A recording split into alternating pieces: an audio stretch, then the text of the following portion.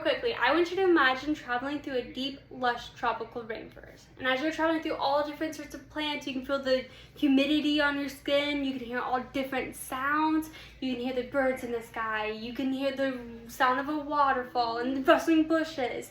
But suddenly there's one sound that stands out from the rest. It's louder than the others. You know this sound though, it's very familiar. And that's because it's the unmistakable sound of a frog. As you look around looking for this frog, you start to notice a bunch of frogs. They're all different colors, different sizes. They're in the trees, the bushes, the water. But you didn't notice them because they were camouflaged at first. But now that you take a closer look, they're everywhere. They're vast. There are so many different kinds. As we go through this world of frogs, we get to learn about their fascinating traits and the symbolism they have throughout the world. And what's fun enough is I get to actually experience this in my everyday life.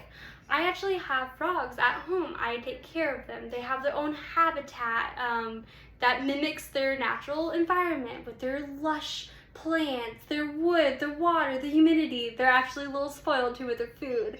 But every night without fail, I get to hear their wonderful croaking, sometimes keeping me up at night. But it's actually very fascinating. And due to their incredible diversity and adaptations for survival, along with their symbolism throughout the cultures, it's no wonder why people find them so fascinating and even want to keep them as pets, like me, but even want to research them. So as we learn about the diversity of frogs, we know, according to Ronald Knapp and his team of researchers, that there are over 7,000 documented species of frogs. And that isn't even all of them. We're still learning about more. This picture I have pulled up, that's just a tiny select few.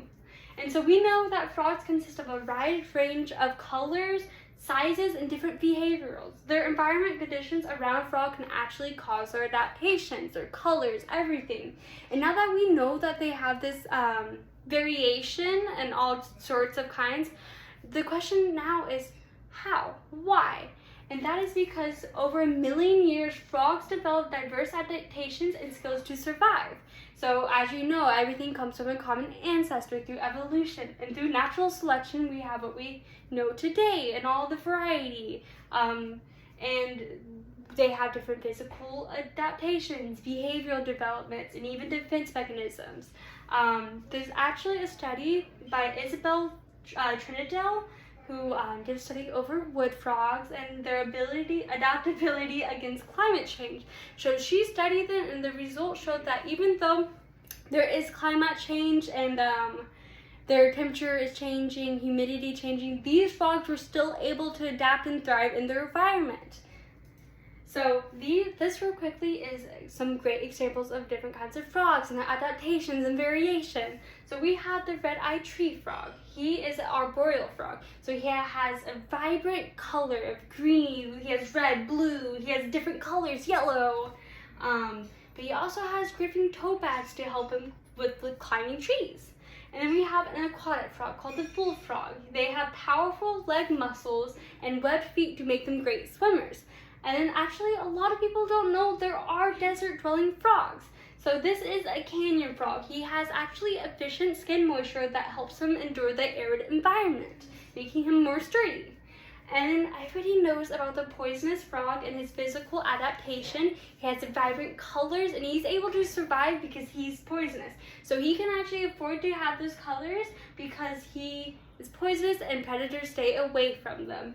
With green tree frogs, they are still colorful, but they are more hidden because they are the natural green color. But then we have the spade-toed frog, or the spade-foot toed frog, who have a great defense mechanism. So when they are threatened, they actually burrow with their hind legs into the dirt. So they can do that because, like their name, they have feet that look like spears that help them, give them the strength to dig. And then a lot of people actually keep these as pets. I have some actually, the Australian white tree frog. So they actually have behavioral adaptation. So whenever they're actually stressed or in a threatening environment, they will actually change colors. As you can also see, there are different types of colors. There's brown and then there is a lighter green. I actually do have a lighter green frog, and when he does get stressed or feels threatened, he does get darker and does go lower into the plants, and also he's hidden, so he's away from the predators. And then now that we know the fascinating characteristics of frogs and why it happened through like evolution, natural selection, now we get to learn about the symbolism and folklore across cultures. So learning about the frog symbolisms, we get to learn about the cultural insight and deeper appreciation for the relationship between humans and nature. So the Chinese folklore. So they have something called the three-legged frog, or the money frog, or the Chanshu. And so he is often shown with a frog with a coin in its mouth. And so it is associated with prosperity and good luck, and it's a feng shui symbol that is believed to actually attract wealth and abundance. And in Aztec mythology, there's a primordial earth goddess who transformed herself into a monstrous frog to devour the sun, but was actually defeated by the gods.